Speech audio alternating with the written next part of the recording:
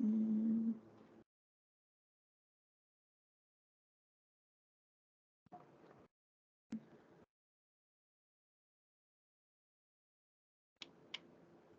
¿Se ve la pantalla?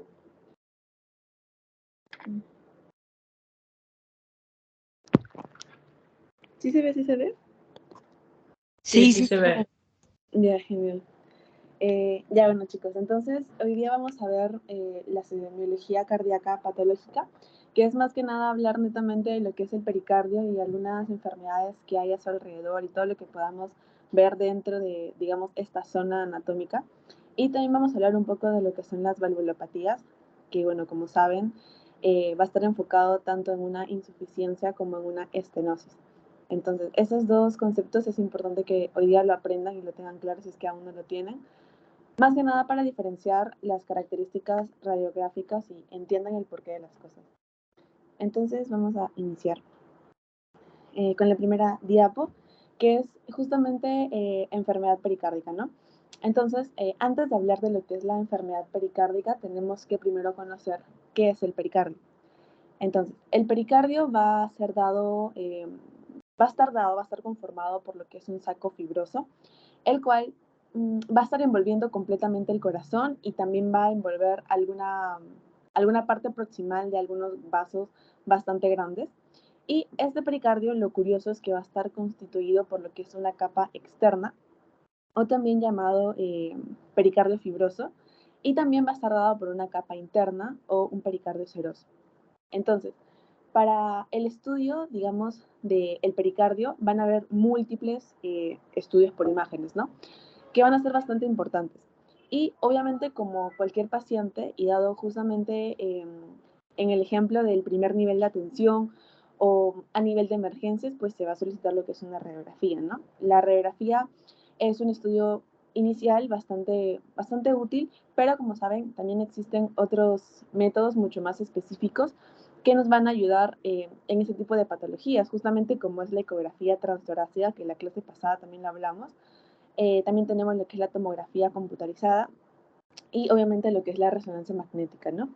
Entonces, si hablamos primero de lo que es la ecografía transtorácica, ya ustedes saben que se va a introducir lo que es un tipo de camarita al paciente, obviamente con previa anestesia o analgesia, y lo que se va a hacer es sacar imágenes mucho más claras y lo más importante que va a ser en tiempo real porque se va a poder ver lo que es el movimiento del corazón al momento de hacer tanto lo que es la sístole como la diástole.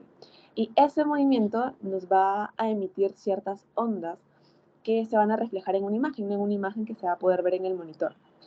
Otro estudio por imagen justamente es la tomografía, que va a ser un estudio, bueno, claro, un estudio bastante útil para lo que son los pacientes, ya que lo bonito de la tomografía es que nos permite ver, digamos, en varios cortes, ¿no? Entonces ustedes van a poder visualizar el corazón en varios cortes y eso es importante porque tanto en la parte superior, media como inferior van a haber diversas cavidades y van a ocurrir diversos movimientos o periodos, ¿no? Entonces por eso es importante ese tipo de estudio también en enfermedades pericárdicas.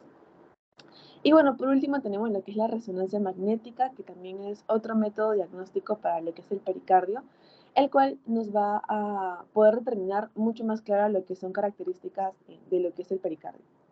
Entonces, justamente acá vemos lo que son las imágenes, tanto en una ecografía como una resonancia, como una tomo, que según lo que sospechemos del paciente, pues nos va a ayudar bastante, ¿no? Para poder diagnosticar. Entonces, igualmente, en una radiografía de tórax vamos a poder observar cuando hay algún tipo de afección.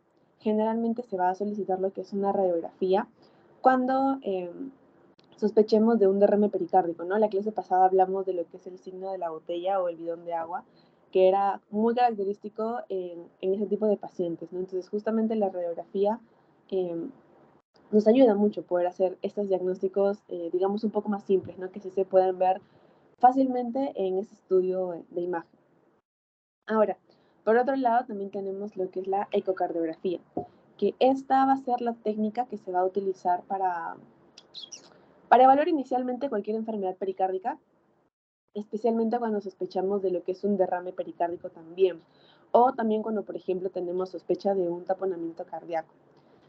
Dentro de las ventajas que nos mencionan es que es un procedimiento que tenemos a la mano, es bastante accesible, hay bastante disponibilidad en los centros de salud, no tiene mucho costo, a diferencia de, por ejemplo, una tomografía, una resonancia, es fácil de realizar, pero justamente una de sus desventajas es que las ecocardiografías o las ecografías en general son estudios que son médico dependientes o técnico dependientes, ¿no? Que dependen mucho de la experiencia que pueda tener el tecnólogo al momento de tomar la ecografía, ¿no? Se puede identificar lo que son las cavidades, puede identificar tal vez algún tipo de densidad en esta zona, entonces esa experiencia que se adquiere con el tiempo, pues influye mucho en un diagnóstico o en un estudio ecográfico. Además que también en una ecografía ustedes saben que la zona es limitada, no es mucho más pequeña. Por lo tanto, si es que hay un engrosamiento, solamente se puede ver en una zona, ¿no? No se puede ver de manera completa, a diferencia de una tomografía o una resonancia. Entonces, eso es principalmente algunas ventajas y desventajas que les pueden preguntar con respecto a la ecocardiografía. En su teoría les ponen más, pero justamente son esas las que más les mencionan como que en algún examen o pasito. Bien, entonces, ¿qué pasa cuando hay algún tipo de afección a nivel de este pericardio? Eso va a empezar, ¿se acuerdan cuando hablamos de, por ejemplo, el patrón pleural y cuando había una afección se traducía en lo que es un derrame pleural, un neumotórax, un hidroneumotórax? Igual acá.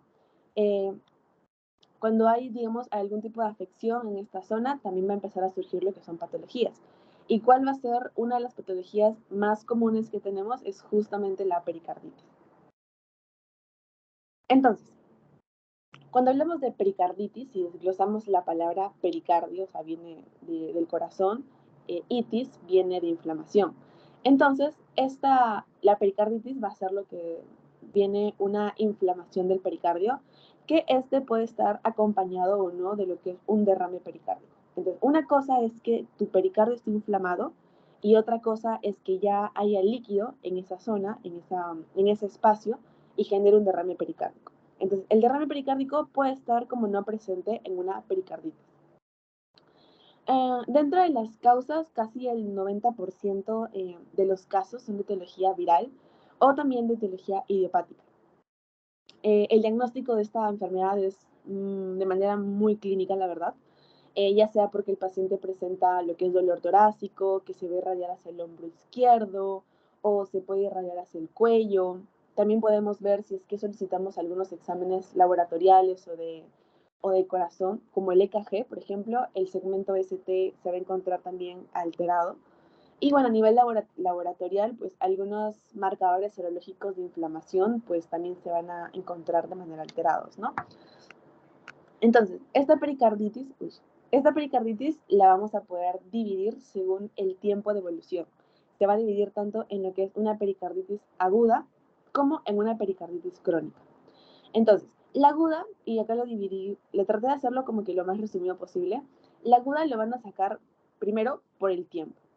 La aguda va a tener una duración menor a 6 semanas y la vamos a poder clasificar en dos, tanto en una pericarditis seca como en una pericarditis húmeda. En el caso de la pericarditis seca, se va a dar aquella que es por algún tipo de inflamación a nivel de lo que es el pericardio. Y como hay un tipo de inflamación, el tejido va a empezar a formar lo que es un tejido de degranulación. Y también va a haber lo que son depósitos de fibrina. Eso es con respecto a la seca. ¿Okay? Yo lo relaciono mucho como fibrina, empieza como que a ver esos depósitos duros y se empieza a poner duro. Entonces como que seca lo relaciono con duro. En cambio, la húmeda pues se produce por lo que es un derrame, lo relaciono como húmeda, líquido, derrame. Y este derrame puede ser tanto de un exudado o también puede ser un derrame tipo hemático, ¿no? Dentro de los hallazgos radiográficos más importantes para lo que es una pericarditis aguda es que vamos a tener principalmente lo que es el contorno liso. Miren, justamente acá tenemos el corazón y toda esta zona de acá, miren, ay, no se puede, bueno ya, todo lo que es la zona alrededor del corazón, mire bien el borde del corazón, son bordes nítidos, son bordes lisos, que pueden estar o no engrosados, ¿no? Ven como que una línea, o sea, el borde del corazón, y en el centro hay como una línea, como un contorno, ¿no? Como si diera la impresión que estuviera haciendo un contorno también al corazón. Entonces, ese grosor de la pared puede estar o no aumentado de tamaño, que es lo más importante de la pericarditis, ¿no? Pero acá la clave para que ustedes puedan sacarle en una imagen es que una pericarditis aguda va a tener siempre, siempre, siempre los contornos lisos, no van a ser irregulares. A comparación de lo que es la pericarditis crónica, que esta va a ser aquella inflamación del pericardio con un tiempo mayor a 6 meses. Y dentro de las características está que se da por lo que es una esclerosis progresiva del pericardio, porque obviamente va a ser más crónica, no va a tener más tiempo de, digamos, hacer un daño o dañar la zona, la cual va a estar formada por lo que son principalmente depósitos de fibroblastos, de colágeno y también de fibrina. Entonces, ya como es más crónica, obviamente las paredes van a tener más tiempo de ponerse más duras, más irregulares.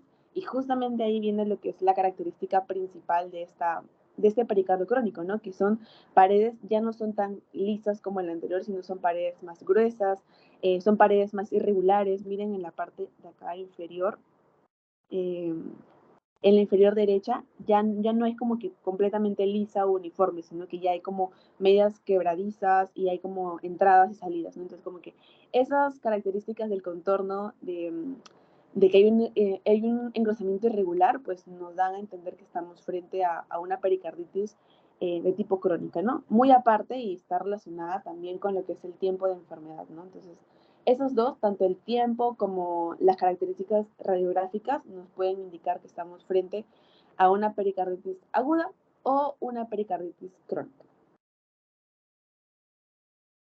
Entonces, repasando lo que hemos hablado hasta ahora, vemos que en una pericarditis aguda, uno, tenemos lo que es el pericardio de contorno liso. Dos, la captación de contraste va a sugerirnos cierta inflamación, pero no es, digamos, determinante, crucial, como los rones, no, va a ser sugeriente de inflamación digamos, de esta enfermedad. Y por otro lado tenemos lo que es la resonancia magnética, que va a ayudarnos bastante, bastante, bastante en poder diferenciar si es que es un engrosamiento o si es un derrame pericárdico. ¿Por qué? Porque en una resonancia las densidades, ya sea una densidad gruesa, una densidad, digamos, de tejido, a comparación de una densidad de derrame que sería una densidad líquida, pues se pueden ver, se pueden diferenciar bastante bien, ¿no? No es como una radiografía que van a ver todo igual, o al menos la mayor cantidad. Entonces, justamente para esas dos condiciones, pues la resonancia nos ayuda bastante, bastante, bastante. Y por otro lado, tenemos lo que es la pericarditis crónica, que vamos a ver al pericardio con un contorno irregular engrosado. Acá el derrame pericárdico sí va a ser variable, puede existir. Generalmente sí, o sea, en la mayoría de casos, como es algo crónico, pues se desata y puede aparecer en el paciente. Y lo que acá sí suele existir es un realce pericárdico justamente cuando al paciente se le administra lo que es contraste. Entonces, acá en la flechita blanca, si es que logran ver, se le ha administrado contraste y va a empezar a pintar toda la parte del pericardio, o sea, toda la parte alrededor del. Y eso lo vamos a poder ver en ¿cómo se llama? En un hallazgo radiológico de tipo crónico, ¿no? Porque es algo como que de más larga data y pues es más fácil que el paciente o en la zona se pueda pintar de manera correcta. Bien, entonces esas son, digamos, esa ha sido la pericarditis, ha sido la principal, la más común, la verdad es la más común que se pueda presentar y que también les puedan preguntar. Acá sí lo que tienen que recordar son netamente características tanto en aguda como crónica y qué exámenes pueden solicitar, ¿no? Tanto la ecografía transesofágica, perdón, la TOMOL y la resonancia. Ahora vamos a hablar de lo que son alteraciones a nivel del pericardio. Y justamente a nivel del pericardio van a existir también otras patologías que tenemos que tener en cuenta también dentro de las patologías pericárdicas. Que primero tenemos lo que es la agenesia pericárdica. Su nombre lo dice, esto va a ser una ausencia, agenesia es ausencia del pericardio, que puede ser dada por lo que es un defecto congénito, ¿no? Generalmente se dan por defectos congénitos en los niñitos. Entonces, esta enfermedad suele ser más frecuente a nivel de hombres que de mujeres y casi siempre, casi siempre, eso apúntenlo, va a limitar con lo que es el lado izquierdo del corazón. Acá, justamente esta enfermedad lo podemos clasificar si es que hay, por ejemplo, una ausencia completa del pericardio izquierdo, o sea, no se ve absolutamente nada. Si es que hay defectos parciales, ya sea de 2 a 5 centímetros, y si es que hay defectos también pequeños, ¿no? Que son de 1 a 2 centímetros. Entonces, en esta radiografía, justamente es una radiografía clásica de lo que es la agenesia cardíaca, en la cual tenemos lo que es una radiografía de tórax, que es una radiografía posterior-anterior, con lo que es una marcada desviación de lo que es la silueta cardíaca. Ya, de lo que es la silueta cardíaca. Chicos, denme 2 minutos que me voy a cambiar a la laptop ya para poder hacerlo mejor.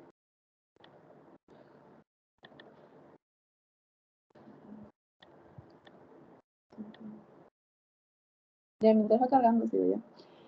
Ya, bueno, como les explicaba, va a tener lo que es una marcada desviación cardíaca. Si ustedes recuerdan, por ejemplo, alguna radiografía cardiovascular, siempre es bueno que cuando vean patologías al costado tengan una imagen normal de lo que se vería la silueta cardíaca o lo que se vería una radiografía normal.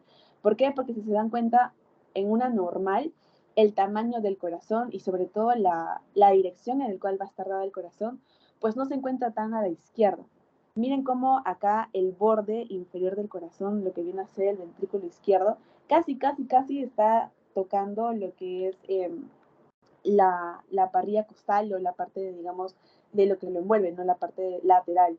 Entonces, justamente eso, ese aplanamiento, que lo vamos a ver mucho más largo, ya no es algo normal, ¿no? Entonces, esa característica tanto de aplanamiento como de aumentado de tamaño, digamos, de largo, nos va a dar una apariencia que es muy común. Es un personaje animado que se llama Snoopy. Entonces, eso también es una característica radiológica de la agenesia pericárdica, ¿no? Así lo describen como el signo de, como una apariencia del Snoopy, de ese muñequito animado, que cuando lo logran ver en una radiografía, pues nos indica muchas veces que estamos frente a lo que es una agenesia pericárdica. Acuérdense que esta patología, como les dije, es congénita, entonces tiene que tener también como antecedente algún tipo de, digamos, tal vez malformación que puedan tener en los recién nacidos o en los niños, ¿no? Entonces, la clínica y antecedentes va acompañada también de lo que son el estudio por imagen. Asimismo, tenemos también lo que es el derrame pericárdico, que esto ya lo hemos repetido hasta el cansancio. Entonces, es una condición normal, se puede determinar normal, y también póngale un asterisco a esto, cuando en la cavidad pericárdica encontremos líquido entre 15 a 50 mililitros. Eso es un valor normal que puede estar, digamos, en este espacio, pero cuando aumenta, cuando ya ese líquido, ese volumen aumenta, ya viene a ser lo que es un derrame pericárdico. Justamente en ese espacio, ¿no? Que puede ser dado por múltiples causas. Dentro de las principales tenemos que puede ser dada por lo que es un fallo cardíaco, puede ser dada por lo que es una insuficiencia renal, por una infección, por una neoplasia, por una insuficiencia renal también, o algún tipo de traumatismo, ¿no? Que el paciente pueda llegar a su emergencia y les dan y pues sacan la radiografía, identifican el volumen, identifican ese signo de la botella de agua y con mayor razón pueden decir que hay un volumen aumentado en esa zona y pues pueden concluir que se trata de un derrame pericárdico. Entonces, en esta radiografía, por ejemplo, en la del lado izquierdo, vemos una radiografía de tórax, póster anterior. Obviamente, como les mencioné desde la primera clase, si ustedes ven la silueta de las mamas, nos va a indicar que estamos frente a una paciente mujer, en la cual se va a poder observar lo que es un aumento. Miren el corazón, ocupa casi casi todo el abdomen, literalmente está que borra todo lo que es el parénquima pulmonar. Del lado izquierdo ustedes ven casi todo el corazón y del lado derecho pues los grandes vasos también contribuyen a esto y pues dan la silueta mucho más grande, ¿no? La impresión mucho más grande. Entonces esto que ven acá, por ejemplo, es el clásico bidón de agua o botella de agua que lo pueden determinar como si hubiera lo que es un derrame pericárdico, ¿no? Además, también si se dan cuenta en la parte inferior del lado izquierdo, justamente a nivel de los senos costodiafragmáticos, pues estos se deberían ver de manera normal. Pero como está aumentado, como todo en ese tórax está incrementado de tamaño, pues obviamente se van a empezar a borrar lo que son los senos costodiafragmáticos por el tamaño del corazón incrementado, ¿no?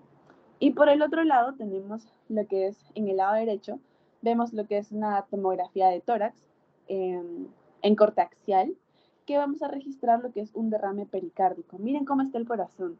Usualmente, o sea, ven como ahí para el lado derecho, todo así como un bultito, y en el centro hay como que literalmente lo que viene a ser el corazón, y todo lo que está alrededor es lo que hace que tengamos ahí un derrame pericárdico.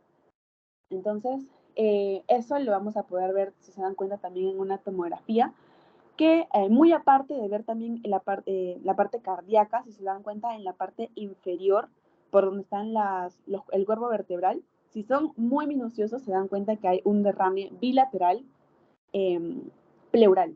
Entonces, esta tomografía no solamente nos dice o nos indica que estamos frente a un, ¿cómo se llama? A un derrame pericárdico, sino que también podemos ver lo que es un derrame pleural bilateral.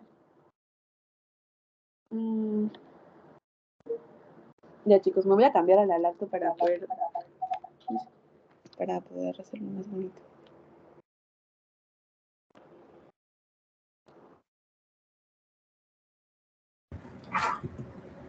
Ya chicos, ¿me escuchan, no?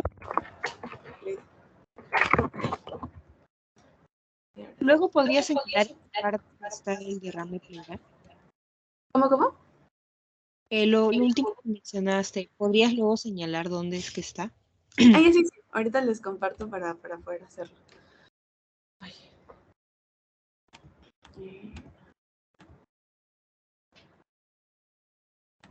Ya. ¿Ven mi pantalla, no, chicos? ¿Sí la ven, no? Sí. Ya, genial. Ya, ahora sí.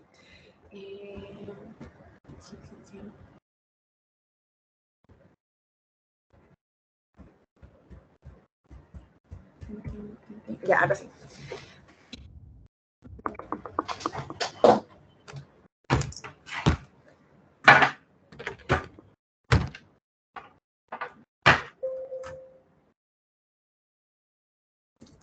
Ya. Y ahora sí. Entonces, estábamos hablando de que justamente este volumen incrementado, si se dan cuenta, esto es viene a ser el corazón, digamos la capa normal, ¿no? Y esto de acá viene a ser un engrosamiento completamente normal de lo que viene a ser la cavidad cardíaca o el corazón. Pero justamente esto de acá, que ya viene a ser el derrame pericárdico propiamente dicho, es lo que empieza a incrementar el volumen del corazón. Y esto de acá es el derrame bilateral pleural que les digo. ¿Ven? Eso debería estar lleno, o bueno, al menos pintado de lo que es negro, ¿no? Que viene a ser el parénquima pulmonar. Pero, si se dan cuenta, esta densidad es igual a esta densidad. Entonces, así lo pueden sacar. Esta densidad es líquida, por lo tanto, esta densidad también es líquida. ¿Y qué nos puede indicar? Que estamos frente a un derrame pleural bilateral, que en este caso es pequeño, ¿no? No es tan grande. Parénquima pulmonar, pero existen. Entonces, estos hallazgos radiográficos tienen que informarlos, tienen que siempre especificarlos en la historia clínica. Entonces, luego tenemos lo que es un taponamiento cardíaco. El taponamiento cardíaco va a ser lo que es va a ser a causa de lo que es un aumento de la presión intrapericárdica, que justamente este aumento de la presión va a condicionar lo que es una reducción también del gasto cardíaco. Entonces, a nivel tomográfico vamos a poder identificar lo que es un derrame pericárdico, un gran derrame pericárdico. Miren toda esta cosa de acá. Toda esta densidad ya ni siquiera se puede diferenciar lo de adentro del corazón o estructuras cardíacas, sino que es justamente todo lo que señala la flecha morada, viene a ser también la dilatación, porque justamente si es que se llena de líquido el corazón, no es que solamente la presión aumente en el corazón, sino que también va a aumentar en todo lo que compete al sistema cardiovascular. ¿Y qué nos entiende por eso? Que también los grandes vasos como la vena cava inferior, la vena cava superior, la aorta, todos esos vasos también van a estar comprometidos. Y es por eso que van a dar una silueta de un corazón bastante, bastante grande. Si se dan cuenta, acá ocupa casi todo el campo pulmonar. Igual acá, miren, esto ya es una resonancia que se va a ver hiper intensa. Miren cómo se logra ver toda la parte del corazón completamente hiper intensa o brillante, no sé si es que lo pueden recordar así. Y esto no solamente va, digamos, a afectar netamente la función cardíaca, sino también va a empezar a comprimir lo que es la pared anterior del ventrículo derecho, ¿no? Toda la parte de acá. Miren acá. Este es el ventrículo derecho y empieza a comprimirlo. Y esto va a corresponder también, miren, a la parte inferior, a un derrame pleural bilateral. ¿Cómo se llena de líquido? Miren, blanco, densidades. ¿Ven?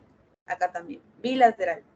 Y por último tenemos esta imagen que vamos a ver lo que son las venas suprahepáticas, que vienen a ser estas de acá, que también van a estar asociadas con un signo del taponamiento cardíaco. Entonces, cuando están aumentadas también, porque como les digo, todo está conectado, ¿no? Todos los vasos están como que conectados.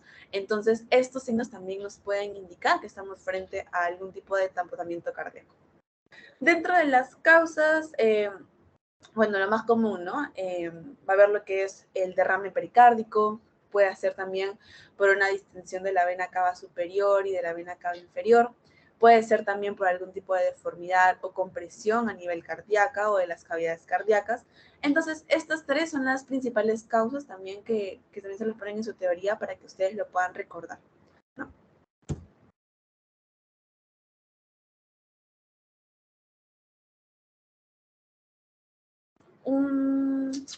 Un signo, como una condición, ¿no? Que es justamente el engrosamiento pericárdico.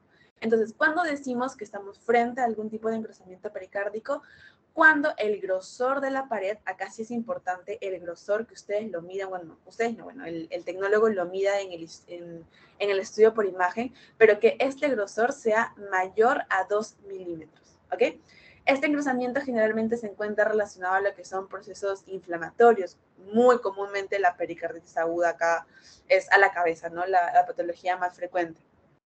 A nivel tomográfico vamos a poder ver lo que es un realce alrededor de todo lo que es el corazón, ¿no? Y vamos a poder evidenciar lo que es un engrosamiento. Pero acá lo fundamental no es solamente ver este engrosamiento, miren, este engrosamiento, sino que es importante que para que nosotros digamos hay un engrosamiento pericárdico, que ustedes lo puedan medir, o al menos que se cuantifique que es mayor a 2 milímetros. Mientras no se cuantifique, pues podemos netamente suponer nomás que hay un engrosamiento, pero para que ustedes lo digan, tienen que medir lo que es la pared, ¿no? La pared cardíaca.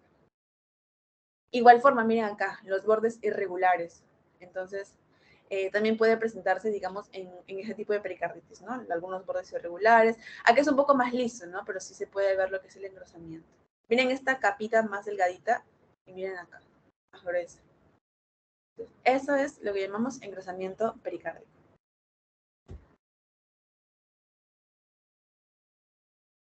Bien. En el caso de las pericarditis constrictivas, esta patología va a ser muy sensible a la tomografía de resonancia. Va a ser como su favorita, ¿no? Como que cuando sospechamos de una pericarditis constrictiva, tenemos que solicitar principalmente lo que es una tomografía o una resonancia magnética. Y esta pericarditis constrictiva va a ocurrir cuando el pericardio se fibrosa.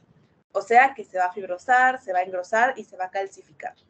Lo cual va a disminuir obviamente lo que es la movilidad, ¿no? El corazón es un músculo, es un órgano que depende mucho de su elasticidad, de qué tan, ¿cómo decirlo? Qué tan flexible puede ser al momento de hacer la sístole y la diástole. Entonces, si es que esta capa, ese tejido, este músculo se pone duro, se fibrosa, se calcifica, la movilidad que pueda tener para bombear la sangre hacia todo el cuerpo se va a ver más restringida, se va a ver como que disminuida. Y con ello ustedes saben que va a haber la disminución de todo, ¿no? El llenado ventricular, disminución en lo que es el llenado a nivel diastólico principalmente. Entonces, eso nos trae a la larga, porque generalmente las patologías cardíacas nos traen a la larga, lo que son ya patologías más netamente cardíacas, ¿no?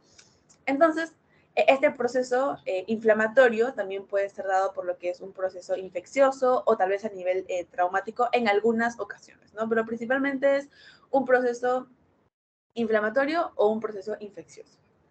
Entonces, en esta imagen lo que vamos a ver es una imagen tomográfica, que este es un corte axial. Mira que está el cuerpo vertebral, los campos pulmonares, los grandes vasos, el esófago, la tráquea, y viene a ser lo que es el corazón. En donde vamos a ver este engrosamiento pericárdico calcificado. Miren cómo se ve todo blanco. ¿Ven? Esta es la densidad cálcica y se va a ver todo calcificado, blanco, blanco, blanco alrededor del corazón. Eso nos indica que podemos estar frente a algún tipo de pericarditis constrictiva. Y lo que vemos, por ejemplo, en esta de las flechitas blancas es netamente la dilatación de la aurícula derecha. Hablamos que había una restricción con respecto ¿cómo se llama? Al nivel diastólico. Entonces, si es que va a empezar a bombear menos, porque obviamente no lo puede hacer, va a haber un acúmulo de sangre en lo que son las aurículas. Y con el tiempo, si se acumula sangre, se acumula, digamos, líquido, bueno, sangre, en esa zona, en la aurícula, pues va a haber lo que es la dilatación, ¿ok? Es netamente relacionarlo, ¿no? Si algo se queda estancado, con el tiempo va a empezar a aumentar de tamaño. No va a salir de la cavidad y por ende nos va a producir esta aurícula derecha aumentada, lo cual también puede haber clínica, ¿no? Dentro del paciente. Y eso nos puede indicar que estamos frente a alguna pericarditis constrictiva. Como les dije, esta enfermedad es importante que ustedes puedan solicitar lo que es una tomografía o una resonancia magnética. Y a nivel de estas técnicas de imágenes vamos a poder identificar diversos signos. Y estos son los signos principales que vamos a tener para una pericarditis constrictiva. Tenemos primero lo que es el volumen reducido del ventrículo derecho. Si la sangre se queda en la aurícula derecha, la cantidad de sangre que llega al ventrículo derecho va a ser disminuida. Entonces, justamente es por ello que el volumen del ventrículo derecho va a estar reducido. ¿Por qué? Porque a partir de ahora el ventrículo derecho ya ni siquiera va a bombear o va a trabajar como antes. Entonces, por ende, se va a reducir, se va a estrechar. O también le denominan como que se va a tubular, ¿no? Luego tenemos lo que es la convexidad hacia la izquierda del septo, que también se puede dar en algunos casos. Y tenemos también la dilatación de la aurícula y también de la vena cava inferior. Entonces, digamos, este atrapamiento, este abombamiento de sangre a nivel de la aurícula derecha, obviamente que no puede bombear el corazón porque está restringido, porque tiene todo duro, también va a hacer que se acumule y haya una dilatación, tanto en la aurícula también como en la vena cava inferior. Y bueno, por último, también en su teoría les muestran o hablan sobre lo que son las lesiones focales. Y dentro de las lesiones focales hablamos de 5 principalmente, ¿no? Van a ser 5 tipos. Los hematomas, los quistes, las neoplasias, el mesotelioma pericárdico y también lo que viene a ser el linfoma primario pericárdico. Entonces, los hematomas van a ser generalmente y están relacionados a lo que es una cirugía previa, una cirugía cardíaca previa del paciente, o también pueden ser a causa de lo que se conoce como taponamiento cardíaco. Esas dos cosas, lo escribiría, pero como estoy con acá, ya, lo escribí. Taponamiento cardíaco o también pueden ser dados por cirugías previas, ¿ok? Estos dos antecedentes para que tengan hematomas. ¿Por qué? Porque van a manipular el corazón. Entonces van a generar con ninguna intención algún tipo de hematoma en esa zona. Dentro de los signos tomográficos vamos a verlos como en la imagen, ¿no? Se va a ver de manera hiperdensa. Se va a ver blanco. Las zonas, digamos, miren acá. Blanco. Se va a ver bien hiperdensa. Por ejemplo, lo que señalan las flechas blanquitas de acá, toda esa zona de acá. Eso lo vamos a ver, digamos, como un hematoma, ¿no? El color que tenga a comparación de lo que resta del corazón va a ser más blanco. ¿Algo más? No. Generalmente eso, ¿no? Los hematomas, acuérdense, va a estar relacionado a lo que es taponamiento pericárdico y puede estar relacionado a lo que son cirugías previas, en las cuales se manipula el corazón. Luego tenemos lo que viene a ser lo que son los quistes. Entonces, en esta imagen vemos lo que es un estudio tomográfico coronal. Acuérdense, este es un estudio coronal. Ya. En este caso es con contraste porque logran, digamos, diferenciar estructuras de otras dentro de la misma anatomía del corazón, donde vamos a observar, digamos, imágenes ovoides, miren, ovoides, que se van a ver también hipodensas, por ejemplo. Esto es lo normal, ¿no? Que entre, que pase el contraste, bla, bla, bla, que pase por las cavidades y se vaya. Pero van a haber cavidades, entre comillas les digo, porque no son cavidades, son quistes, que no se van a pintar. Entonces, si es que no se pintan, es porque acá no hay como que entrada del contraste. No hay. Y como no se pinta, se va a quedar hipodensa, se va a quedar, digamos, plomo más oscurito. Entonces, esto nos va a indicar que estamos frente a un quiste de pleura pericárdica, ¿no? Cuando no se pintan, mire acá también, cuando no se logran pintar es porque por ahí no va a pasar algún tipo de contraste y nos puede sugerir que sea o estemos tratando lo que es un quiste en esa zona. Esta es otra lesión focal. La siguiente lesión viene a ser de las neoplasias, y no netamente porque hay algún tipo de, digamos, cáncer o lo que fuese en la zona cardíaca, ¿no? Sino que es más relacionada a lo que son las metástasis. Es muy frecuente que al corazón le llegue lo que son metástasis. ¿Por qué? Porque eso, el que tiene la mayor cantidad de conexiones vasculares. Entonces, patologías como el cáncer de mama, el cáncer de pulmón, el linfoma, la leucemia, son patologías muy frecuentemente que les encanta hacer metástasis en el corazón. Entonces, cuando ustedes buscan a nivel cardíaco, por ejemplo, miren esta zona. Se supone que eso es el corazón, ¿no? O sea, todo el borde, bla, bla. Pero hay un infiltrado que se va hacia la parte lateral. Miren cómo se infiltra. Esto no es quiste, esto no es masa, esto claramente no es parte del corazón. Esto ya es un infiltrado que se está esparciendo. Y bueno, acuérdense que siempre cuando hablamos de neoplasias o cuando ustedes quieran sugerir algún tipo de neoplasia, pues tienen que haber antecedentes, ¿no? Antecedentes de neoplasia familiar o antecedentes oncológicos también del paciente.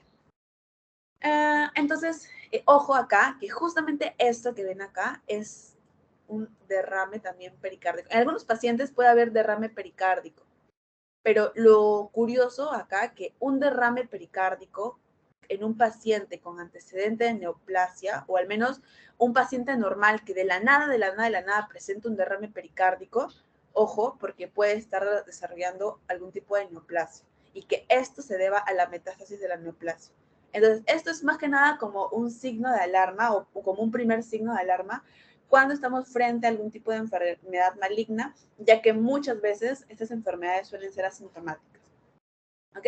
Entonces, por ejemplo, como les digo, esta es una tomografía computarizada con contraste. Miren, logran ver las cavidades y todas esas cosas acá del corazón, donde podemos ver lo que es una infiltración de un tumor pulmonar localizado posiblemente al lado del pericardio y que va a estar asociado a lo que es un derrame pericárdico.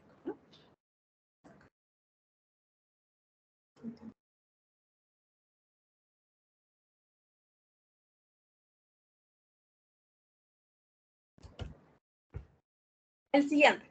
Dentro también de una tomografía computarizada con contraste, vamos a ver lo que es un mesotelioma pericárdico primario, el cual va a mostrar lo que es una densidad bastante, una masa bastante densa, de manera blanca, y digamos que se va a ver de manera homogénea. Entonces, lo que va a hacer es envolver netamente a lo que viene a ser la aorta ascendente y también puede envolver a lo que es la aorta pulmonar derecha. Entonces, si envuelve a ambas, tanto a la aorta ascendente como a la aorta pulmonar, acuérdense de su anatomía, esto también va a comprimir a lo que es la aurícula derecha, a la aurícula derecha. Entonces va a haber una comprensión a esta zona y si hay una comprensión, pues la relajación o la contracción del corazón, pues va a estar también muy delimitado. ¿Ok? Y bueno, por último, la verdad, no es tan común eso, ¿no? El mesotelioma. Tenemos lo que es los linfomas cardíacos primarios, estos van a representar lo que es un 5% de los tumores primarios del corazón.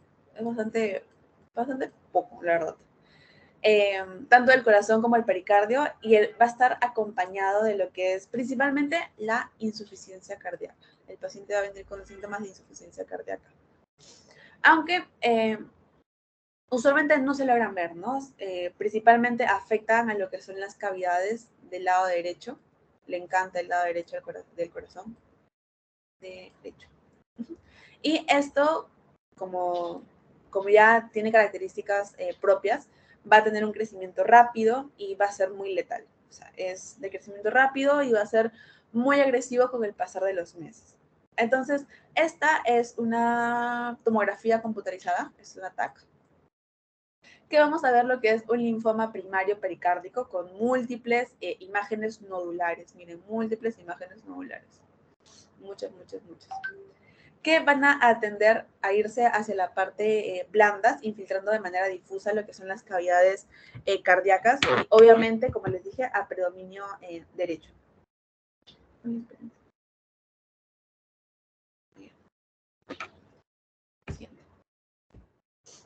Entonces, eso sería, digamos, todo con respecto a lo que vienen a ser patologías enfocadas al pericardio. Y ahora vamos a pasar al segundo tema, que viene a ser cardiopatía valvular o valvulopatías.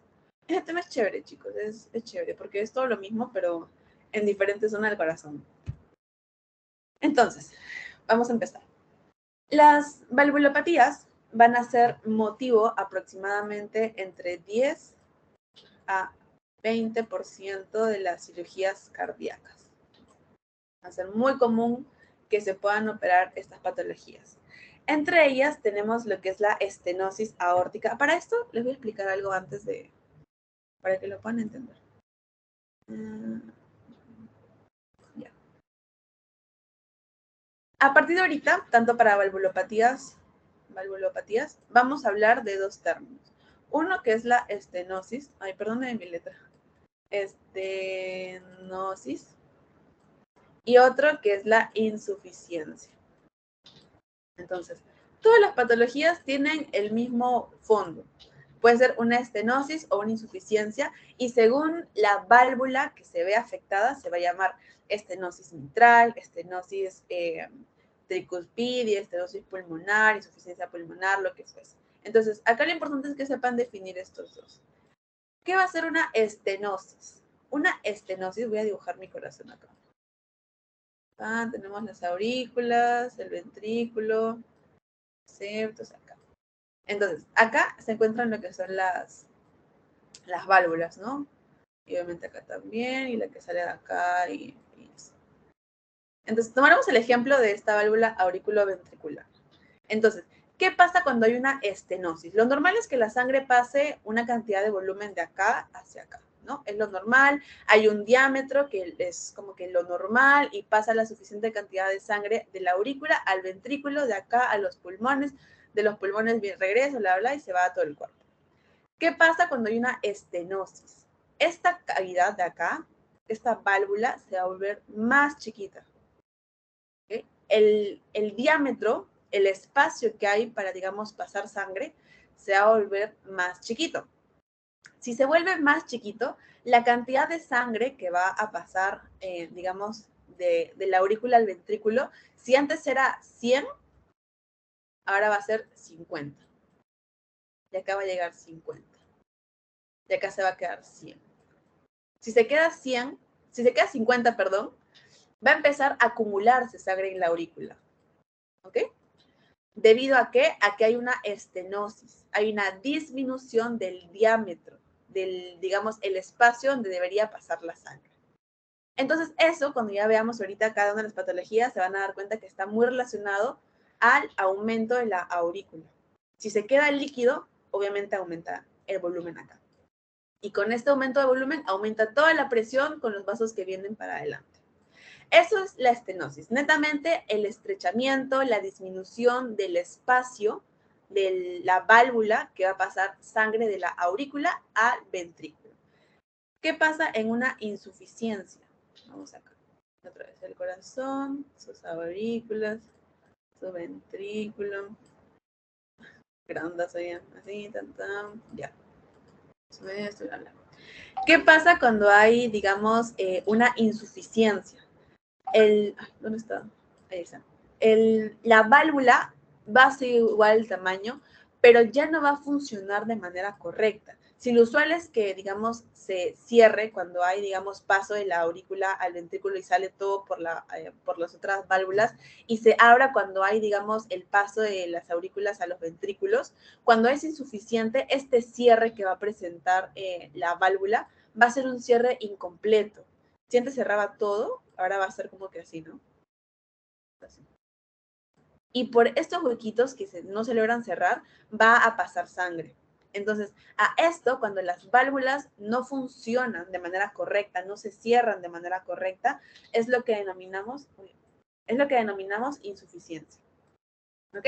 Esos dos términos, si lo saben, o si lo han entendido ahorita, ya lo que vengo de acá hacia las 1000 valvulopatías que tengamos va a ser más fácil. ¿Por qué? Porque solamente se van a enfocar en qué lugar se encuentra. Si es una tricuspidia, se va a enfocar acá. Si es en una pulmonar, se va a encontrar más acá. Uy, perdí el listo. Ya, ahí. Si es en la izquierda, derecha, lo que fuese, solamente va a cambiar la zona, ¿no? Y con eso van a poder identificarlo más rápido. Entonces, ¿eso quedó claro, chicos? ¿O tienen alguna duda con respecto a eso? Sí quedó clarísimo. Pregunta. En la insuficiencia también habría una capacidad de volumen que se queda en la aurícula. ¿Va a ser igual que la estenosis? Claro, o sea, el hecho de que quede volumen, o sea, sangre en la aurícula, puede ser tanto en la estenosis como en la insuficiencia. Obviamente en una va a quedar más que la otra, ¿no? Pero, o sea, siempre va a haber algún tipo de rezago. Es más común que quede sangre, o sea, quede volumen en una estenosis. Es más frecuente, porque obviamente el espacio es más chiquito. Pero en una insuficiencia también puede haber, digamos, un poco de volumen en la aurícula, ¿no? Pero lo más característico es que en una insuficiencia nunca se cierre y siempre haya como que ese chorreo chiquito de sangre. Empieza a bajar, empieza a bajar, empieza a bajar de poquitos y se empieza a acumular. Entonces, nunca va a haber, digamos, un paso completo de la sangre de la aurícula al ventrículo, sino que siempre va a haber como que ese residuo que va a quedar ahí de volumen que con el tiempo, o sea, con el pasar del tiempo, porque las valvulopatías, para que den sintomatología, deben ser ya crónicas, ya empiezan a dar síntomas, ¿no? Entonces, es más que nada eso. Gracias. Ya. Entonces, si han entendido lo otro, chicos, tanto estenosis como lo que es insuficiencia, vamos a entender de acá hacia adelante todo facilísimo. Entonces, como les decía, las valvulopatías son motivo del 10 al 20% de las cirugías cardíacas. Entre ellas tenemos lo que es la estenosis aórtica, que es la tercera patología cardíaca más frecuente, la cual va a estar presidida de lo que es la hipertensión arterial y la enfermedad coronaria. Son, digamos, las patologías cardíacas más frecuentes que requieren lo que es cirugía, ¿no? En el caso de la ecocardiografía y la radiografía van a ser, son las modalidades iniciales de lo que es la evaluación de la tomografía, la evaluación de la enfermedad cardíaca, y también la tomografía y la resonancia van a ser útiles para lo que viene a ser la evaluación en pacientes que obviamente estén aptos para realizarse, ¿no? Este estudio por imagen. De acá, la más crack, como en todas, va a ser la resonancia magnética, ¿no? Pero como ustedes ya saben, no siempre tenemos la resonancia magnética a nuestro alcance, pero si les preguntan, es un examen muy útil, sobre todo porque va a valorar dos cosas. Uno, vamos a poder ver lo que es la masa netamente del corazón, valorar lo que es la estructura cardíaca, y también evalúa la función ventricular, ¿ok? Estas dos. En cambio, la tomografía se reserva más que nada para pacientes que tengan contraindicaciones de resonancia magnética. También es útil, pero no tanto como la resonancia. Entonces, esta va a estar indicada cuando el paciente no se puede realizar una resonancia. La tomografía es como el plan B de la resonancia. ¿Ok?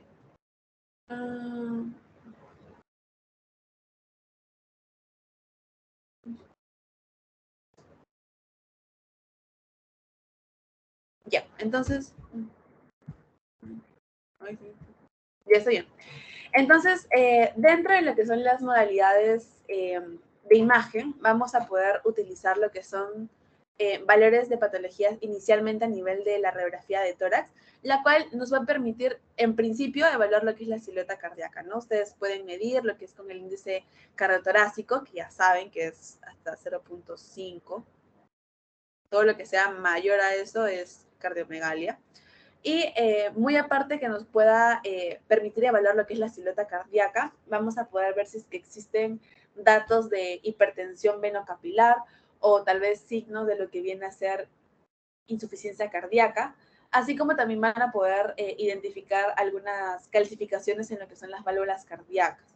Entonces, ¿cómo es que vamos a identificar normalmente las válvulas cardíacas en una radiografía de tórax? Aquí lo que vemos, por ejemplo, voy a cambiarlo, es una radiografía póster anterior donde se va a mostrar lo que es la localización normal de las válvulas tricuspidias, ¿no? Acá tenemos la válvula tricuspidia en amarillo, tenemos la válvula mitral en verde, tenemos esta válvula aórtica en moradito y estas líneas punteadas serían la válvula.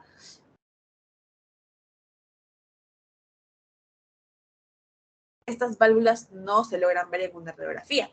¿Cuándo se logran ver? Cuando generalmente se calcifican, ¿ok?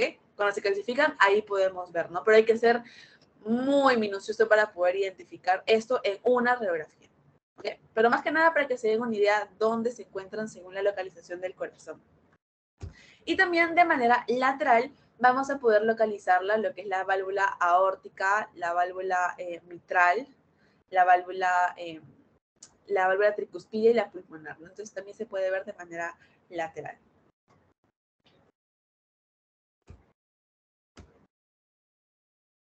Luego, aparte de la radiografía, también tenemos lo que viene a ser la ecocardiografía, el cual este va a ser, digamos, el primer estudio a realizarse de manera transtorácica.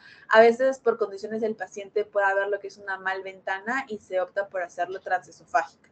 Entonces, ya dependiendo de la situación y el paciente que ustedes estén tratando, pues pueden solicitar este examen. Una de las ventajas que tiene es que hay una elevada disponibilidad. Creo que en cualquier centro de salud existe lo que es un ecógrafo. Entonces, es bastante accesible, ¿no? Y sobre todo de bajo costo. Es bajo costo y alta efectividad. Una de las limitantes que pueda tener es que no nos va a permitir evaluar correctamente, como lo mencionamos, lo que viene a ser la cavidad, las cavidades, sobre todo las cavidades derechas, ¿no? Que se encuentran más metidas. Y por lo mismo que el tamaño, la imagen que nos da es más reducida, pues es otra limitación que podamos tener. Con respecto a la tomografía, es una modalidad, como les dije, de segunda línea. Una desventaja es que tiene radiación ionizante para lo que es el paciente. Y como les dije, usualmente se usa en pacientes con contraindicaciones para lo que viene a ser la resonancia magnética o con alguna limitación a nivel de la ecocardiografía. Por ejemplo, que el paciente presente un marcapasos o que tenga un marcapasos, también nos permite valorar lo que es a nivel coronario, si es que se va a realizar lo que es una cirugía de valvuloplastía. Es importante que se pueda realizar un estudio por imagen, ¿no? Previo al examen. Y descartar algún tipo de estenosis o descartar alguna otra condición que tal vez requiera ser intervenida durante la, ¿cómo se llama? Durante la cirugía. Otra ventaja que tiene la tomografía es que, por ejemplo, en el bypass, también la tomografía se utiliza como método de elección, sobre todo para poder planear lo que es el reemplazo valvular transcatéter y también para poder evaluar lo que son las calcificaciones. ¿Okay? Acá se evalúa mucho lo que son las calcificaciones. Y bueno, por último tenemos lo que viene a ser la resonancia magnética, que esta sí, apúntenlo, es el gold estándar. Gold estándar. Ya. El gold estándar para valorar lo que son tanto las masas ventriculares, se puede evaluar también lo que es el volumen ventricular, auricular del corazón, se puede evaluar lo que son las funciones ventriculares, todo se puede hacer con esto, es la mejor. Y esto no es solamente identificarlo, sino que esto nos va a permitir cuantificar. ¿Cuantificar qué cosa? Cuantificar la severidad que tenga nuestro paciente con respecto a la enfermedad. Eso es importante el estudio por imagen, que ustedes puedan identificar características que te hagan cuantificar la severidad que tiene tu paciente con respecto al corazón, ¿no? Entonces, hablando un poco anatómicamente y fisiológicamente, tenemos dos esquemas, los cuales están vistos desde una parte superior, como si lo vieran desde arriba para abajo, en los cuales vamos a tener lo que son las 4 válvulas, principalmente lo que son las válvulas aurículo-ventriculares, ¿no? Tenemos la mitral, la tricuspidia, la aórtica y la pulmonar. Entonces, como ustedes saben, la tricuspidia, lo voy a poner acá, esto es derecho, izquierdo. La tricuspidia pertenece o corresponde a lo que viene a ser el ventrículo derecho y la mitral viene a ser lo que corresponde al ventrículo izquierdo. Ambas, tanto la tricuspidia como la válvula mitral, va a ser originada a causa de un anillo fibroso. Ambas van a estar originadas a partir de un anillo fibroso. Y la tricuspidia va a tener una posición más apical, ligeramente más apical, la verdad, que la válvula mitral, ¿no? Más como que... Ahora, las válvulas semilunares, que estas ya vienen a ser también denominadas válvulas arteriales, estas, tanto la pulmonar como la aórtica, estas no van a disponer de lo que viene a ser un anillo fibroso. Estas no. Y la función es permitir lo que es el paso de la sangre de la cavidad cardíaca, porque se encuentra a nivel cardíaco, hacia lo que viene a ser un rendimiento enviando el flujo sanguíneo hacia todo el cuerpo, ¿no? Evitando, o sea, si es que estas válvulas, tanto la pulmonar como la aórtica, funcionan bien, lo que va a limitar o lo que va a impedir es justamente este reflujo de sangre. El reflujo que nos va a dar muchas valvulopatías. Eso es lo bueno, lo que debería, digamos, corresponder a una válvula o unas válvulas adecuadas o sanas, ¿no? Entonces vemos, por ejemplo, aquí en la imagen de la izquierda que esto corresponde a lo que viene a ser una diástole. Miren cómo están abiertos, digamos, las válvulas aurículo-ventriculares que van a permitir el paso de sangre de las aurículas hacia los ventrículos, ¿no? Como estamos viéndolo desde arriba, no se logra ver, ¿no? Pero de acá a los ventrículos, ¿no? Para abajo. Y las válvulas semilunares se encuentran cerradas, porque este proceso, o sea, este proceso de lo que viene a ser la diástole, es netamente el paso de las aurículas al ventrículo. ¿Qué pasa en esta otra? La válvula mitral y la válvula tricuspidia se encuentran cerradas. Y lo que se encuentra abierto es la válvula pulmonar y la válvula aórtica. Entonces, he ahí la importancia, digamos, de este cierre perfecto de las válvulas y esta abertura o esta apertura de estas válvulas, ¿no? Para que la sangre pueda funcionar de manera correcta. Cuando esto digamos, se ve alterado, es donde aparecen las valvulopatías. Se van a empezar a manifestar tanto en una estenosis como en una insuficiencia. Y estas pueden afectar cualquier sistema valvular, ya sea de forma simultánea, ya sea de forma aislada, aunque también pueden coexistir, ¿no? Alteraciones tanto de estenosis como de insuficiencia. Entonces, este es el resumen anatómico que ustedes tienen que recordar para poder entender a partir de ahora lo que viene a ser las valvulopatías. Entonces, antes de iniciar, tenemos también que primero hablar, si es que vamos a empezar con lo que es la tricúspide, ¿no? La válvula tricúspide. Entonces, la válvula tricúspide va a contar con 3 valvas, tanto la valva inferior, la valva medialo-septal y la valva anterosuperior. Entonces, esta imagen de la derecha podemos observar, digamos, desde una vista inferior. Entonces vemos lo que viene a ser la válvula tricuspidia al lado derecho, donde tiene lo que es la válvula medial, la válvula medialo-septal, la anterosuperior y la válvula inferior. Estas valvas, miren acá, ¿dónde están? Estas valvas de acá, tanto la posterior como la septal como la anterior, van a estar sujetas por estas cuerdas, que vienen a ser las cuerdas tendinosas. Y esto de acá también va a estar sujeto por lo que vienen a ser los músculos papilares. Entonces, esta es más que nada la anatomía para que recuerden y puedan identificarse cómo es que están estructuradas anatómicamente lo que viene a ser la válvula tricuspidia. Entonces, aquí lo que vemos en esta imagen de acá, esto viene a ser una resonancia magnética. ¿Okay? En una vista de 4 cámaras, así se va a denominar, resonancia magnética vista de 4 cámaras.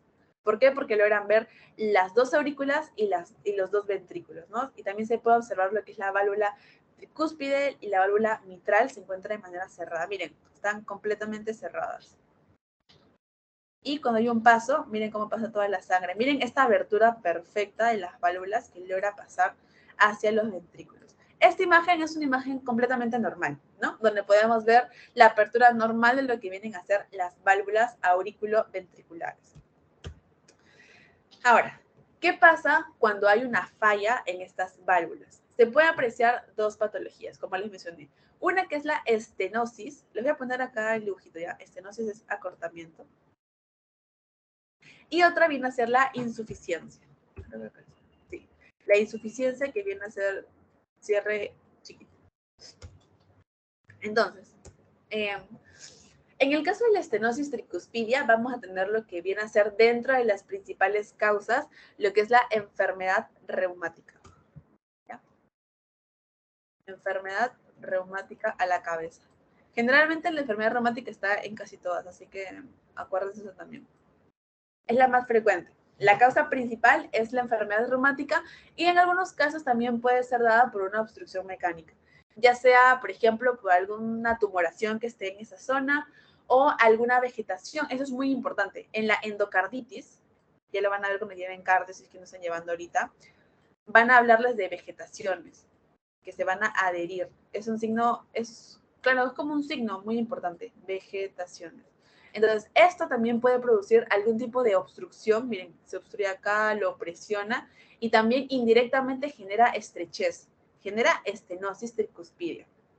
Entonces, también es otra causa importante de estenosis tricuspidia. Por otro lado, dentro de las manifestaciones clínicas va a haber lo que es un aumento de tamaño de la aurícula derecha, por obvias razones. La aurícula derecha. Va a haber un aumento de tamaño porque la sangre se va a empezar a quedar en la aurícula derecha. Y también va a haber una estenosis, va a haber un aumento de tamaño en la vena cava inferior. Miren, les voy a dibujar acá para que lo entiendan. Tenemos el corazón y... Ay, qué horrible. Ya no importa. El problema acá está justamente en esta válvula, ¿no? Que está más chiquita. Imaginemos que acá está más chiquita y es estenosa, ¿no? Más chiquita. Entonces, la sangre que debe pasar hacia el ventrículo, miren, pasa, pero no pasa toda, se queda acá, un poquito. Entonces, con el paso del tiempo se vuelve crónico y esta sangre se va a seguir aumentando, aumentando, aumentando. Y con ella aumenta el volumen de la aurícula derecha. Primera característica radiográfica o clínica también, aumento del volumen de la aurícula derecha. Sigue el tiempo. ¿Y de dónde viene la sangre de acá? De la vena cava, de las venas cavas, ¿no? Va a haber una conexión ahí. Entonces, por ende, toda la circulación que viene posterior a ella también se va a aumentar de tamaño. Y es por ello que no solamente aumenta lo que es la aurícula derecha, sino también va a haber un aumento del tamaño de la vena cava inferior. Entonces, esto es más que nada para que lo relacionen, chicos. Esto es relación más que memoria. Entonces, tenemos un aumento de la aurícula derecha y también de la vena cava inferior. Dentro de esta patología también van a haber ciertos hallazgos, tanto en la radiografía como viene a ser en la tomografía. Entonces, en la radiografía lo que vamos a ver principalmente una cardiomegalia, ¿no? Obviamente vamos a ver el corazón aumentado de tamaño, tanto por arriba, por abajo, por todos los lados va a estar aumentado de tamaño. O sea, va a haber una cardiomegalia. Vamos a ver el corazón incrementado de tamaño, ¿ok? Va a haber una prominencia en lo que viene a ser el borde derecho del corazón. Miren, todo este borde derecho va a estar aumentado. Y como les dije, la vena cava superior también va a estar dilatada, ¿no? Porque va a estar para ahí con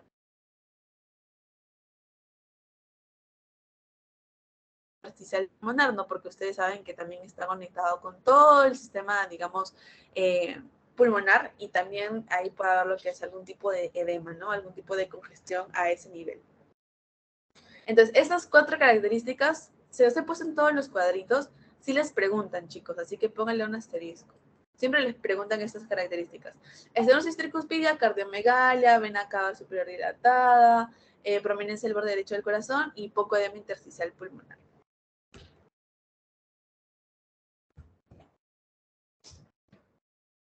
Ahora, en el caso de la insuficiencia tricuspidia, o sea que ahí no funcionan correctamente las válvulas, la causa más común es la funcional o también secundaria, lo que viene a ser una dilatación de la cámara derecha.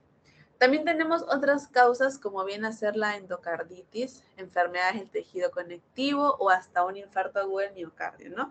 Que también pueden ser otras causas, como por ejemplo traumas, que también pueden causar esto, ¿no? Y las manifestaciones clínicas más importantes suelen ser de crecimiento de la aurícula derecha. Acuérdense que sigue siendo válvula tricuspidia. Entonces, la que va a pagar pato siempre va a ser la aurícula derecha. Va a haber con como va a haber una insuficiencia tricuspidia, va a pasar sangre siempre. Va a estar en un constante paso de sangre de la aurícula al ventrículo. Entonces, el ventrículo siempre va a estar como que, ay, siempre me llega sangre, nunca descanso, siempre tengo sangre. Va a empezar a aumentar de tamaño. Entonces, no solamente va a haber un aumento de la aurícula derecha, va a haber un aumento del ventrículo derecho. Es por eso que aparece esta característica, dilatación de las cavidades derechas. Todo el lado derecho se va a encontrar aumentado, se va a encontrar trabajando como obrero en construcción todo el rato. Nunca va a parar y por eso va a dar esta dilatación de cavidades derechas. En algunos casos puede haber signos radiológicos de alguna neumopatía, puede estar asociados. Como les dije, va a haber una prominencia del borde derecho del corazón y puede haber también lo que es la dilatación del cono de la arteria pulmonar. ¿Ok? Entonces, principalmente esas tres características nos indican que estamos frente a alguna insuficiencia tricuspidia. Acá está aumentada las cavidades. En el anterior solo está aumentada principalmente lo que viene a ser la aurícula derecha. Ahora, la válvula mitral es una válvula bicúspide que cuenta con lo que viene a ser la valva anterior o aórtica y la valva posterior. Va a estar constituida únicamente de dos. Esta también va a constar de comisuras anterolaterales y también posteromediales, a diferencia de la anterior, no de la tricuspidia. Entonces, las comisuras van a ser zonas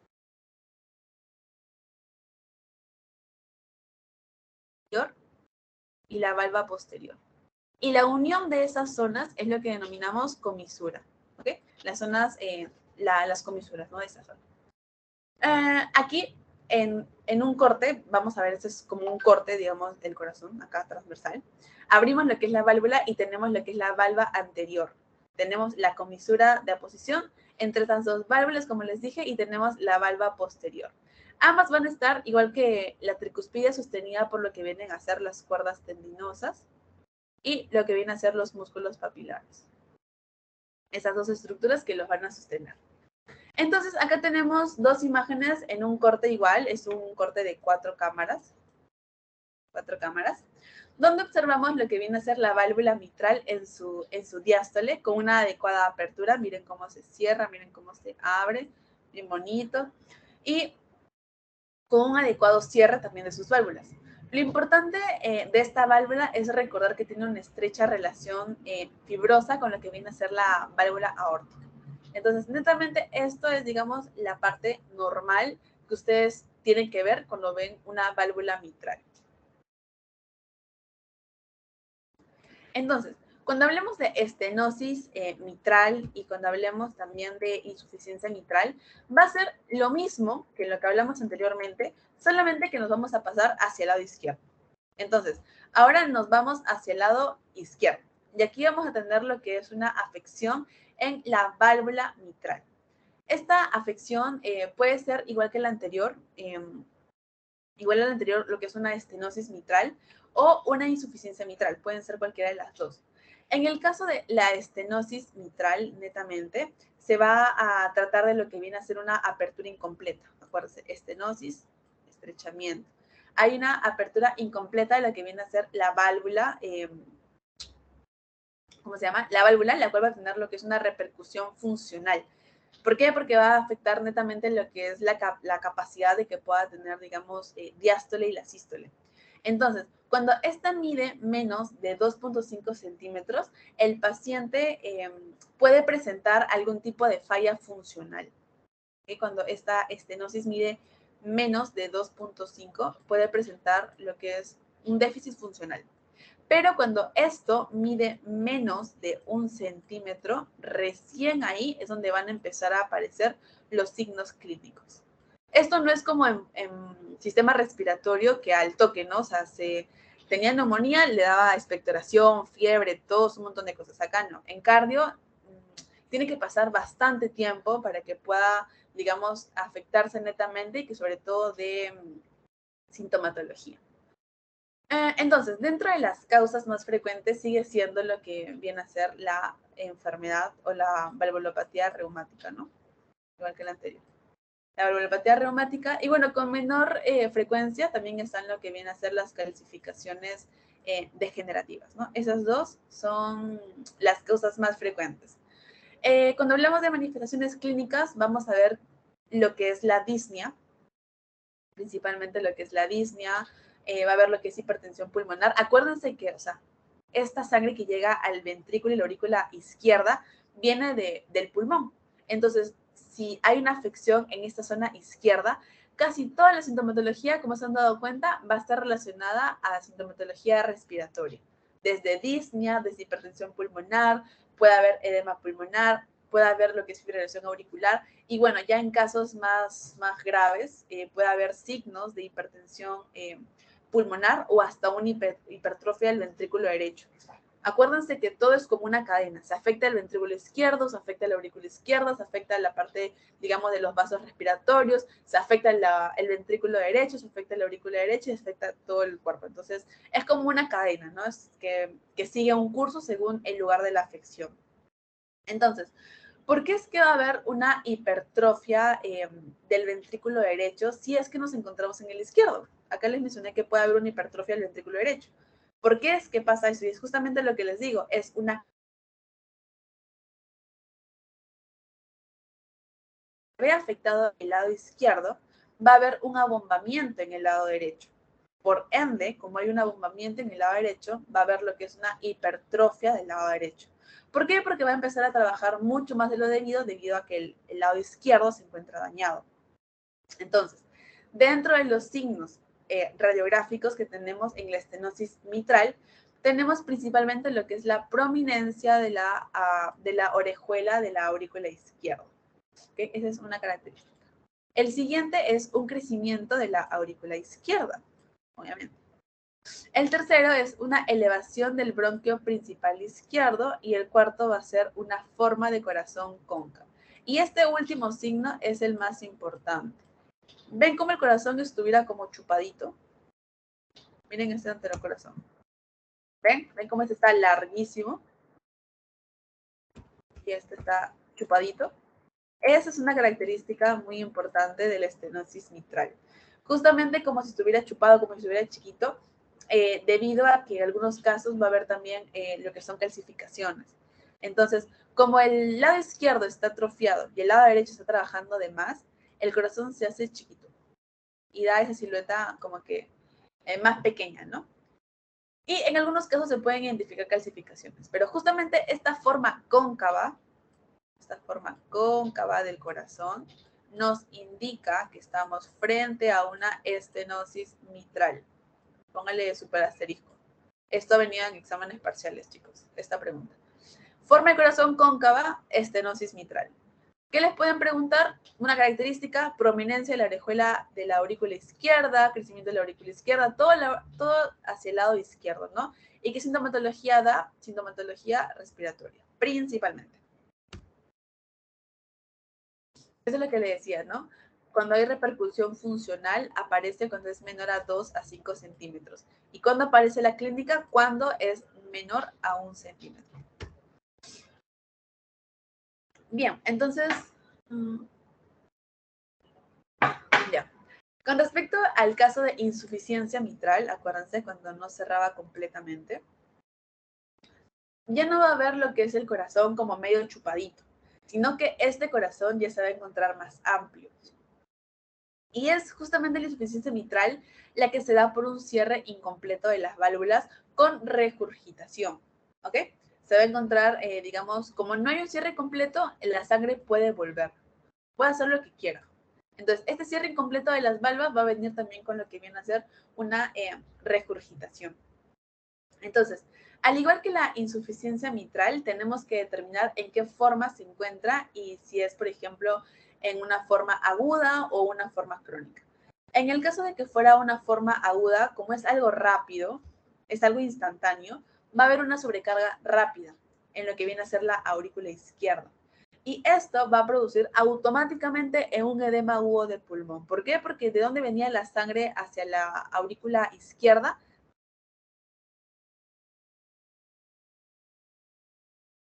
a nivel pulmonar. ¿Y cuál va a ser? El edema agudo de pulmón.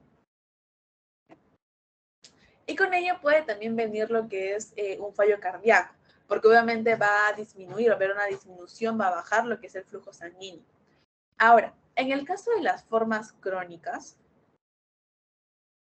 como va a tener más tiempo, el paciente no va a ser algo súbito, sino que el paciente va a tolerarlo, ¿no? Lo tolera con el tiempo, como una relación tóxica. Toleras, pero llega un punto que tanto toleras que te dilatas tanto, si hay una dilatación extrema, que ya empieza a dar sintomatología.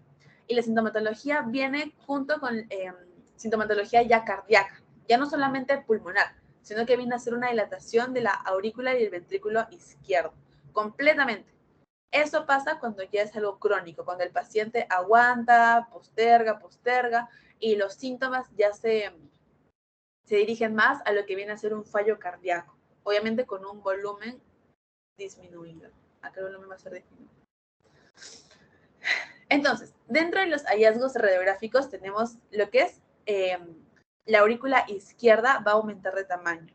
Obviamente no va a afectar la parte izquierda, toda la parte izquierda. El ventrículo izquierdo va a ser más grande. Primero se va a hipertrofiar y luego se va a dilatar, ¿no? Más grande. La punta del corazón, que debería ser algo así, se encuentra descendida. Miren esta punta cómo va para abajo. Esa es otra característica de la insuficiencia mitral. Y por último tenemos la convexidad del arco ventricular, ¿no? Pero principalmente estas dos, tanto la punta descendida como la aurícula izquierda que aumenta de tamaño y va a deformar, nos da una insuficiencia mitral. Entonces, miren cómo es la imagen de una estenosis mitral, chupadita, chiquita, cóncava, y miren cómo es la de una insuficiencia mitral. La punta para abajo es más grande, va a haber una dilatación también de las aurículas en un estadio crónico, y se va a poder distinguir más que nada por eso, ¿no? Por la punta descendida del corazón. Entonces, acá se los puse para que ustedes lo puedan comparar. Aquí vemos un ejemplo de una comparación de una estenosis mitral, que se ve más chupadita, miren, chiquita, chiquita, chiquita, de una insuficiencia mitral, que la punta, miren cómo va para acá abajo. ¿Ven? Entonces, acá no hay signos de cardiomegalia. Hay, al contrario, hay una convexidad del corazón. En cambio, acá sí hay signos ya de un corazón más dilatado y hay signos también de estenosis, pero tampoco, acá tampoco hay cardiomegalia, en ninguno de los hay cardiomegalia ya, pero en esta se encuentra más como que convexo, más chiquito. Acá en algunos casos sí puede haber, pero no está tan marcada como para llegar a ser, digamos, como un derrame pericárdico, ¿no? Que ocupa casi todo el espacio. Pero sí hay signos de estenosis, como ya les mencioné. Igual acá, miren. Esto ya es como que con el tiempo ha aumentado. Este sigue chiquito, sigue cóncavo, estenosis. En cambio, este con el tiempo sigue aumentando de tamaño. Sí. ¿Ven?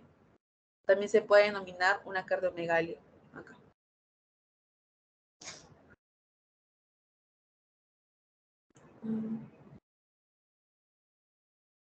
Uy, se me colgó. Ah, ya ahora sí. Ya, ahora eso es con respecto a las válvulas auriculoventriculares, ¿no? La tricuspide y la mitral. Ahora vamos a hablar de las últimas dos, que vienen a ser las válvulas arteriales o las válvulas semilunares. Acuérdense que estas no van a contar con un anillo fibroso. La válvula pulmonar tiene lo que es una valva anterior, derecha e izquierda o posterior. Y vemos también aquí, por ejemplo, que la válvula aórtica se le va a llamar dependiendo el origen de las arterias. ¿No? Si es una arteria coronaria, entonces tenemos una arteria, una valva coronaria derecha. Si es izquierda, de la izquierda, y si no, pues no coronaria. Entonces, vemos aquí, por ejemplo, una imagen en resonancia magnética que es axial, donde vamos a ver lo que es netamente la valva aórtica. Miren, es la más grande, es bien grande, ¿ok? Entonces, lo vemos, digamos, en una sístole ventricular, por eso es que lo vamos a ver abierta. Miren cómo pasa toda la sangre. ¿Ven? Esto pasa. Entonces, lo vamos a ver en una sístole y por ende lo vamos a ver de manera abierta. Aquí tenemos, por ejemplo, otra imagen del tracto de la salida del ventrículo izquierdo, donde vamos a ver lo que viene a ser la aorta, ¿no? Son imágenes repetitivas más que nada para que se den cuenta. Miren, cuando se abre, cuando se cierra, y el diámetro más que nada, ¿no? El trayecto de la salida del ventrículo también hacia esas zonas. Igual, como las otras válvulas, van a estar unidas por lo que son las cuerdas tendinosas y lo que son también los cuerpos papilares. Entonces, esto es más que nada para que se den una idea de la anatomía de lo que vienen a ser las válvulas arteriales o semilunares, tanto de la aorta como de la válvula pulmonar. Entonces, una válvula aórtica normal se ve así. Estas son imágenes normales de tomografía computarizada, donde vemos, por ejemplo, en la imagen a la izquierda, lo que viene a ser un adecuado cierre y una adecuada apertura de lo que viene a ser esta válvula, ¿no? Donde podemos observar que no hay ningún tipo de lesiones, que las válvulas son delgadas, miren el diámetro, no hay engrosamiento, y bueno, se encuentra haciendo una buena coartación, ¿no? Un buen cierre. El momento ideal, esto sí también es un dato extra, el momento ideal para que ustedes puedan tomar o adquirir una imagen de la válvula aórtica es durante la mitad de la sístole. ¿Okay? Es un buen momento para que ustedes puedan tomarle la imagen, sobre todo para que puedan ver la funcionabilidad, ¿no? Y esta se va a hacer durante la sístole, que es donde hay una mayor apertura de la válvula. Justamente a la mitad de la sístole es donde la válvula toma el mayor diámetro que pueda y podemos, digamos, medir lo que es la apertura de la válvula aórtica. ¿Por qué? Porque en una estenosis nos va a ayudar. Igual en una insuficiencia, nos va a ayudar a poder evaluar si es que existe algún tipo de estenosis o si es que hubiera insuficiencia en esa área, ¿no? En esa área no acortada. Entonces, miren cómo es el cierre, los bordes, sobre todo los bordes lisos, delgados. Miren cómo es el cierre bien bonito, ¿no? Todo bien bonito. Entonces, empezando con las alteraciones a nivel de las válvulas semilunares, tenemos igual estenosis, acortamiento, pero acá va a variar porque va a ser de la aorta, ¿no? Va a haber una estenosis aórtica. Entonces, esta va a ser la más frecuente y está caracterizada por lo que viene a ser una disminución del tracto de salida. Les dije, ¿no? Como un acortamiento. Una disminución del tracto de salida. La estenosis aórtica va a tener dos causas principales. Una, que es la válvula bicuspide con una calcificación superpuesta, y eso hace que no haya una buena apertura de la valva y posteriormente hace que la sangre tampoco salga de manera adecuada hacia los tejidos. Y también en una segunda opción tenemos la enfermedad reumática, ¿no? Esas dos, enfermedad reumática y calcificaciones. Ay, me acuerdo. Dentro del cuadro clínico se caracteriza por ser tardío, con síncope, puede presentar fatiga ligera, disnea, falla cardíaca. Es muy común que este tipo de patología se presente en adultos mayores, ¿okay? En adultos de edad avanzada. Y pueden presentar vértigos, disnea de esfuerzo, angina de pecho, entre otros, ¿no? Entonces, estos cuadros clínicos se van a dar como un mecanismo compensatorio, lo cual debido a que hay una hipertrofia del ventrículo izquierdo, hay un tipo de compensación, ¿no? Pero puede provocar también lo que es una disminución leve de lo que viene a ser el volumen, ¿no? Y también el tamaño cardíaco. Acá sí el tamaño cardíaco se ve afectado, principalmente por este signo, el signo de la dilatación de la aorta ascendente. Su nombre lo dice, ¿no? Estenosis aórtica, lo que se va a ver afectado es la aorta ascendente. ¿Por qué? Porque la sangre se va a empezar a acumular y esto va a generar esta hipertrofia, primero del ventrículo izquierdo, porque acuérdense que sale por acá. Bueno, en realidad saldría por acá, ¿ya? Perdón mi anatomía, saldría por acá. Entonces, como no sale completamente la sangre, no hay un paso completo, se empieza a acumular. Y como en una radiografía lo que más se ve es justamente el ventrículo izquierdo, acá sí se puede ver este aumento de tamaño del ventrículo izquierdo que va a llegar, y en algunos casos llega hasta por acá. Llega bien grande, se dilata un montón. Entonces, esto, debido a una estenosis aórtica, genera este signo de la dilatación de la aorta. Está sonando acá. Miren, ¿eh? Es como, lo voy a dibujar más bonito ya, para que lo entiendan.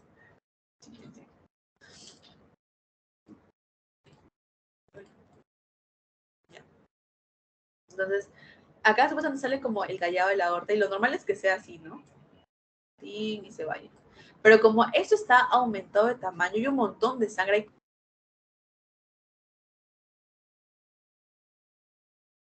y empieza a haber todo un aumento. Entonces, justamente en la aorta ascendente, que viene a ser esto de acá, genera la dilatación. Y este signo, póngale asterisco, es un signo clave de una estenosis aórtica. ¿Okay? La dilatación de la aorta ascendente nos indica que estamos frente a una estenosis aórtica.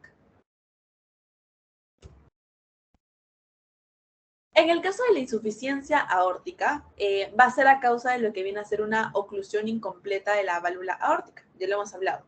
Y va a haber también lo que es la regurgitación de sangre a nivel de la aorta del ventrículo izquierdo, sobre todo durante la diástole, ¿no? Entonces, dentro de sus etiologías van a ser múltiples, pueden ser de causa aórtica, cualquier dilatación a este nivel puede causar una insuficiencia aórtica. Otra causa puede ser valvular, propiamente dicha, donde puede ser lo que es la bicúspide, la aórtica o dentro de las más comunes de tipo degenerativas, ¿no? En adultos mayores, ya con el pasar del tiempo, obviamente las válvulas se van desgastando y pues puede haber lo que es una fibrocalcificación, que viene también con los años, ¿no? O sea, puede ser a causa de otras enfermedades, por ejemplo, como una endocarditis, un prolapso de endocarditis o una enfermedad vascular, pero es conforme pase el tiempo, ¿no? Y acá no es tan frecuente, eso es importante, ¿no? No es tan frecuente que sea a causa reumática. Acá la causa reumática no es tan frecuente, a diferencia de las anteriores, ¿no? Que sí estaba bastante presente. Dentro del cuadro clínico, el paciente va a presentar lo que viene a ser palpitaciones en decúbito, disnea paroxística nocturna, claro, y ortopnea, ¿no? Esas son las 4 o 5 características clínicas que su paciente puede presentar. Y dentro de los hallazgos radiográficos tenemos lo que es una hipertrofia de la dilatación del ventrículo izquierdo. Va a haber una hipertrofia de dilatación del ventrículo izquierdo, va a haber una dilatación de la aorta, sobre todo acá ya está, digamos, más comprometida, ¿no? La aorta ascendente y el callado de la aorta. Ya empieza a comprometerse mucho más.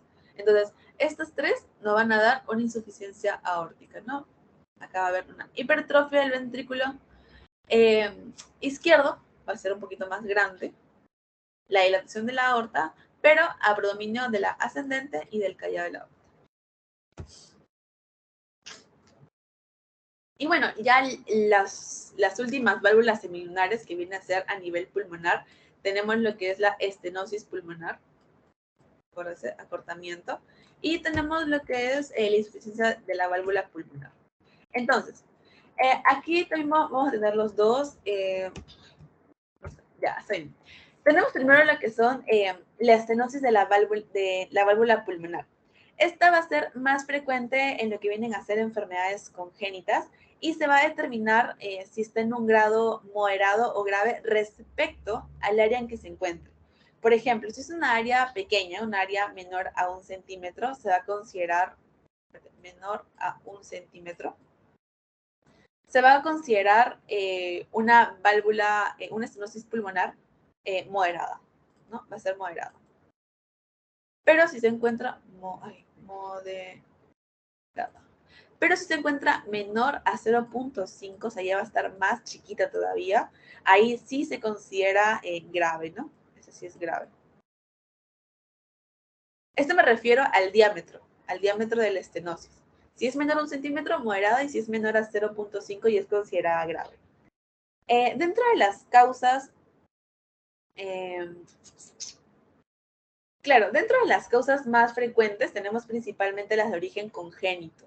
Acá las de origen congénito, los chibolitos, casi el 90, 94, 93% son a causa congénita de la estenosis pulmonar.